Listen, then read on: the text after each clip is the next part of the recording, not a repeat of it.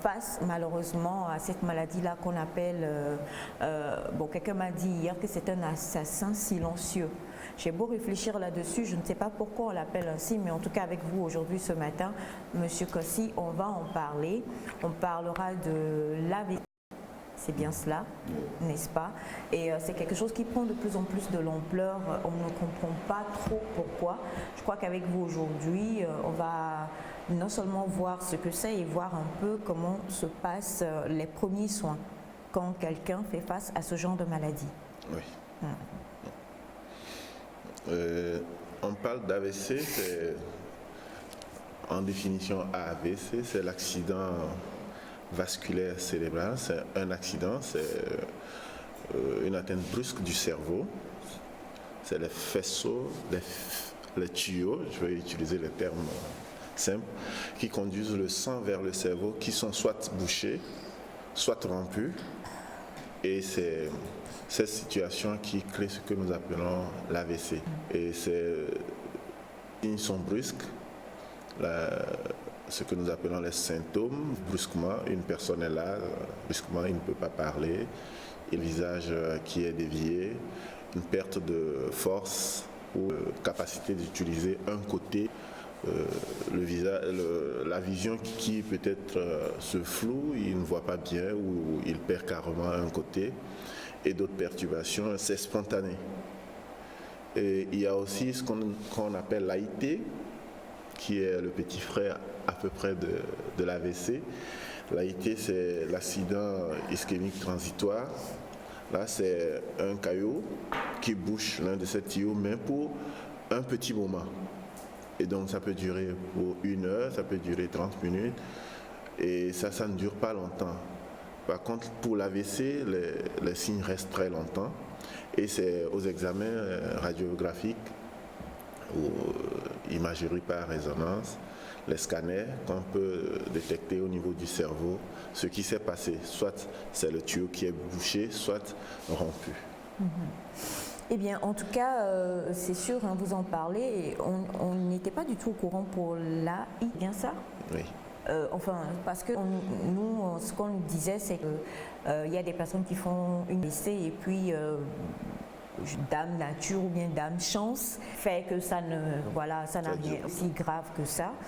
Je comprends mieux parce que, d'accord, je vais revenir à une question pour vous tous, pour qu'on puisse mieux comprendre. On va suivre grâce à la réalisation ce temps et on revient juste après.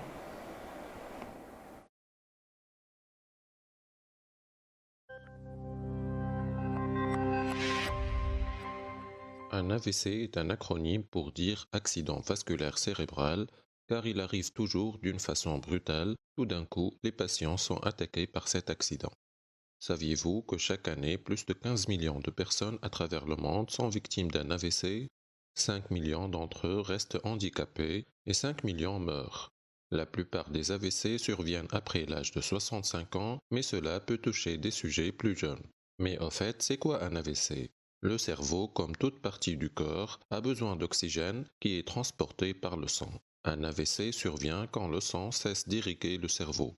Dépourvues d'oxygène, les cellules du cerveau se détériorent et les symptômes qui suivent sont ce qu'on appelle l'AVC. Comme le cerveau contrôle tout le corps, les symptômes d'un AVC peuvent être très variés selon la zone cérébrale touchée. Si l'AVC survient dans cette zone ici, la moitié inférieure de l'aire motrice primaire, cela causera une paralysie faciale, c'est-à-dire une faiblesse musculaire ou un engourdissement du visage, et dans la partie supérieure de l'aire motrice primaire, vous aurez une faiblesse musculaire au niveau du bras et ou de la jambe, droite ou gauche, et ici, appelée aire de Broca dans l'hémisphère gauche, vous aurez une dyslexie ou une difficulté à parler. D'autres symptômes peuvent survenir comme des troubles de la vision quand l'une des aires visuelles primaires ou associatives est touchée et une confusion mentale quand le lobe préfrontal est atteint, un trouble de mémoire quand le lobe temporal est atteint et une perte de l'équilibre quand le cervelet est touché.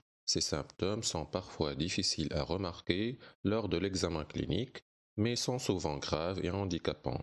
Il arrive que les symptômes d'un AVC puissent être réversibles si le traitement commence rapidement. C'est pourquoi il est important d'agir si vite Si vous soupçonnez un AVC, souvenez-vous, vous devez agir vite. V pour visage, est-il paralysé d'un côté ou non? I pour incapacité, y a-t-il une perte de sensibilité dans les bras? Le patient peut-il lever les bras ou les jambes? T pour trouble de la parole, le patient parle-t-il bizarrement? E pour extrême urgence, si vous remarquez l'un de ces signes, appelez une ambulance pour amener le malade aux urgences et demandez un scanner cérébral pour déterminer la zone endommagée du cerveau et quel type d'AVC est survenu. Il existe deux types d'AVC selon le problème dans les artères alimentant le cerveau, soit il y a une occlusion par une sorte de caillou sanguin, et donc c'est un accident ischémique, soit un saignement dû à une rupture d'un vaisseau sanguin à l'intérieur du cerveau, entraînant une hémorragie, c'est l'AVC hémorragique. La majorité des AVC sont de type ischémique. Il est important de déterminer très tôt quel type d'AVC est survenu, car les traitements sont différents. Les occlusions sont causées par l'accumulation de graisse dans les artères. Ces plaques de graisse favorisent la formation de cailloux qui empêchent le sang de circuler, comme lors d'une attaque cardiaque. C'est pourquoi on peut parler d'un infarctus cérébral. Deux types d'accidents ischémiques peuvent s'observer. L'accident vasculaire cérébral ischémique thrombotique est causé par un caillou sanguin qui se forme localement à l'intérieur d'une artère cérébrale. La plaque d'athérome, dont les facteurs de risque sont entre autres l'excès de cholestérol, le tabac, l'hypertension artérielle, etc., obstrue l'artère cérébrale, favorisant ainsi la formation d'un thrombus. L'AVC embolique est déclenché par un caillou qui se forme ailleurs dans l'organisme, dans une artère irriguant le cœur par exemple, et parvient au cerveau par la circulation sanguine. Cela arrive notamment lorsque le cœur bat d'une manière irrégulière dans le cas d'une maladie appelée fibrillation auriculaire. Le caillou peut aussi se former au niveau des artères irriguant le cou, les carotides, et être transporté jusqu'au cerveau par la circulation sanguine. Si une occlusion est détectée dès les premières heures, un médicament pour dissoudre le caillou est parfois administré. C'est ce qu'on appelle la thrombolyse. Si la thrombolyse ne peut pas être utilisée, d'autres médicaments comme l'aspirine peuvent être administrés. L'AVC hémorragique quand il y a rupture d'une artère et que le sang se propage dans tout le cerveau, ce qui peut nécessiter le recours à la chirurgie. Parfois, les symptômes disparaissent spontanément et complètement en moins de 24 heures. C'est ce qu'on appelle un mini-AVC ou AIT, c'est-à-dire un accident ischémique transitoire. Souvent, les symptômes ne durent que quelques minutes, mais comme dans le cas d'un AVC vrai, la consultation d'un médecin devrait être immédiate si un AIT est soupçonné. C'est parce qu'un AIT est un signal d'alarme indiquant que vous risquez un accident plus grave. Que vous ayez un AVC ou un AIT, vous devez prescrire au malade des médicaments à prendre quotidiennement pour le reste de sa vie pour prévenir l'apparition d'une récidive. Les conséquences d'un AVC peuvent être handicapantes, mais avec le temps, le cerveau retrouve ses capacités. Voilà pourquoi la rééducation est très importante. Comme quoi, hein? Alors, avec ce petit élément-là, on a vu déjà l'explication. Vraiment, quoi, tout a été un peu touché. Et si nous avons bien, enfin, je crois que nous sommes pareils, si nous avons bien compris, selon la zone qui est atteinte, on peut avoir une zone qui va toucher donc la parole, une zone qui va toucher la motricité d'un membre, une zone qui va toucher le visage, qui fera qu'on aura une paralysie faciale et ainsi de suite. Et la question que je voulais vous poser tout à l'heure était justement sur l'AIT. Pour dire, mais l'élément a répondu, je crois, parce que je voulais dire, bon, si on a juste eu l'AIT, c'est que quelque part, il n'y a pas péril en la demeure, quoi. Ça ne veut rien dire. Mais ce sont des signes annonciateurs. Voilà, donc quelqu'un peut faire plusieurs AIT dans la vie et finir un jour par un gros AVC.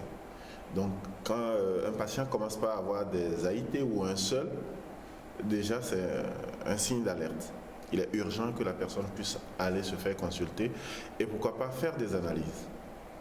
Parce qu'on peut se dire que la zone a été débouchée, il a récupéré, mais il se pourrait qu'avec des analyses, qu'on découvre vraiment qu'il y a eu un gros problème ou qu'il y a eu une atteinte, des cellules qui ont souffert, qui peuvent être visibles. Donc l'AVC, ou alors bon, on va démarrer par l'AIT. Oui, non.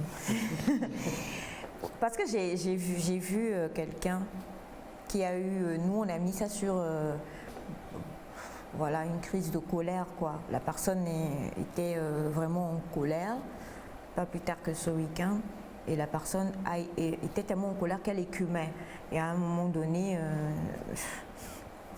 je sais pas, je ne vais pas me mettre à imiter ce qui s'est passé, mais c'est comme si la personne a eu, enfin nous on a mis ça sur une crise, quoi, simple. La personne n'est pas épileptique, on aurait dit que c'était une crise d'épilepsie, mais là je me rends compte que ça aurait pu être un AIT. L'AIT. Bon, si on connaissait tous les signes que la personne a eu.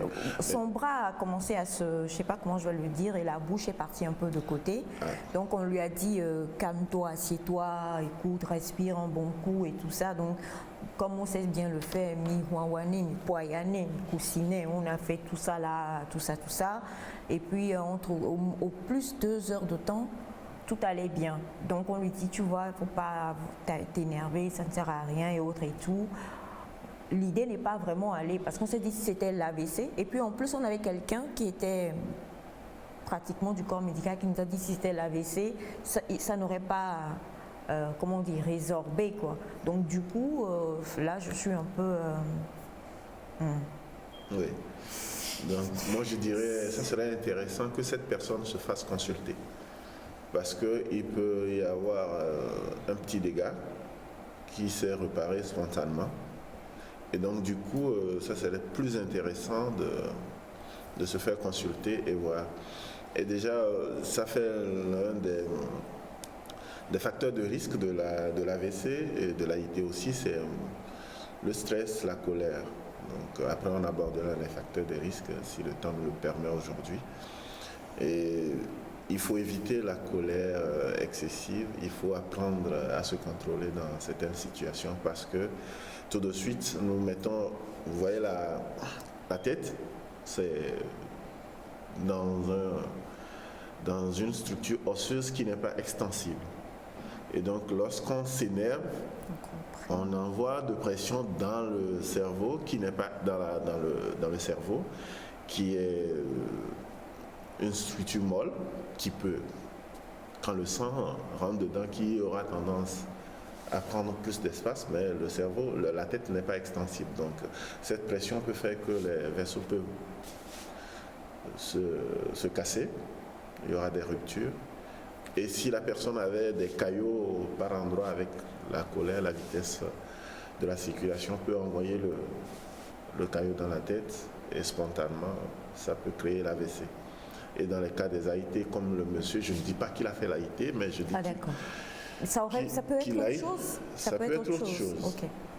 Ça peut être autre chose. Je préfère qu'il aille se faire consulter. Moi, j'aimerais savoir. Je connais des gens qui, par exemple, comme le dit Kossi, qui ne font pas de démonstration de colère, dire crier, être dans tous ces états. Beau jour, on diagnostique pour des AVC.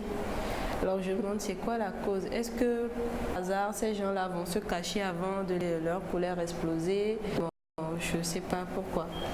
Bon, en commençant par Aïcha a commencé par le stress comme présentation.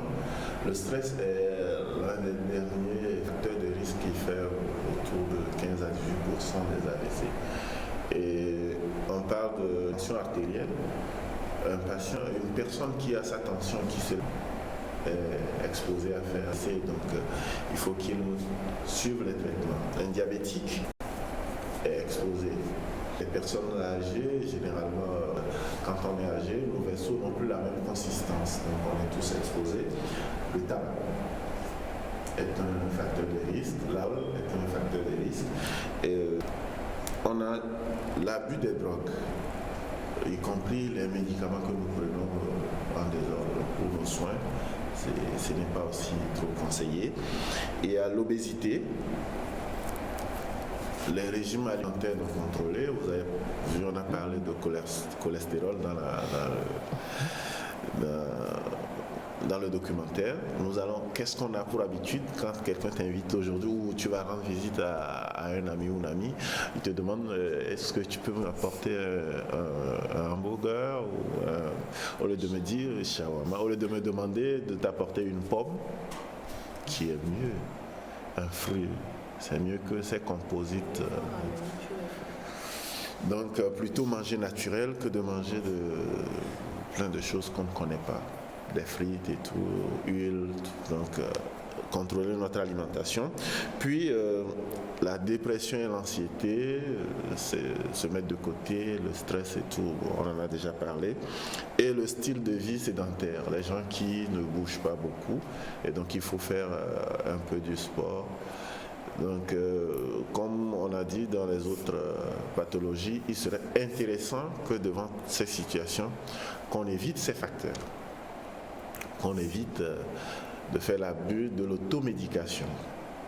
Et nous savons aujourd'hui aussi qu'il y a un élément qui nous embête beaucoup, c'est la pollution de l'air.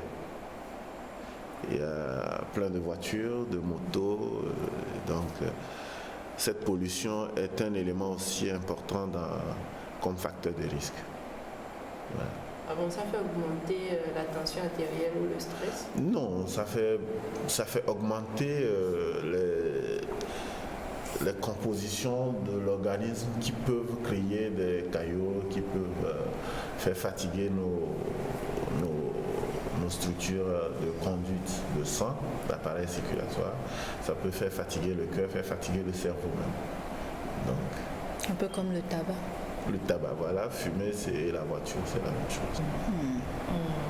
Moi, j'ai l'impression quand même qu'aujourd'hui, l'AVC, la maladie à la mode, parce que n'importe où on passe, on va te dire « Ah, mais tu peux souffrir d'AVC si tu manges ça, si tu fais ça, si. » Finalement, on a l'impression qu'on n'a plus le droit de vivre parce que tout le temps, il faut craindre l'AVC. Parce que quand moi je nous regarde ici, personne ne souffre par exemple d'obésité, personne ne boit trop. C'est vrai qu'on se promène de temps en temps dans... Non, elle boit juste des coupes de vin, juste un tout petit peu, mais elle ne boit pas trop. Voilà.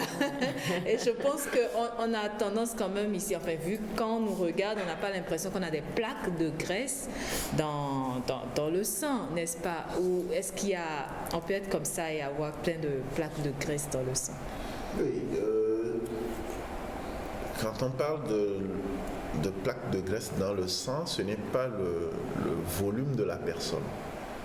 C'est l'organisme on peut voir quelqu'un qui n'a pas une grosse forme, mais avoir de l'accumulation dans les vaisseaux. Ça, c'est une autre situation. Il faut passer par l'hôpital. Donc, il faut faire des bilans. La dernière fois, on a parlé des bilans qu'il faut faire régulièrement. C'est très important pour nous. Et on a tendance au niveau de l'alimentation et du style de vie, parfois on a tendance à avoir peur. Cette peur aussi n'est pas aussi une raison d'être, dans la mesure où manger simple, mais c'est dans la mesure où on fait de la gastronomie exagérée avec certains produits. Parce que moi personnellement,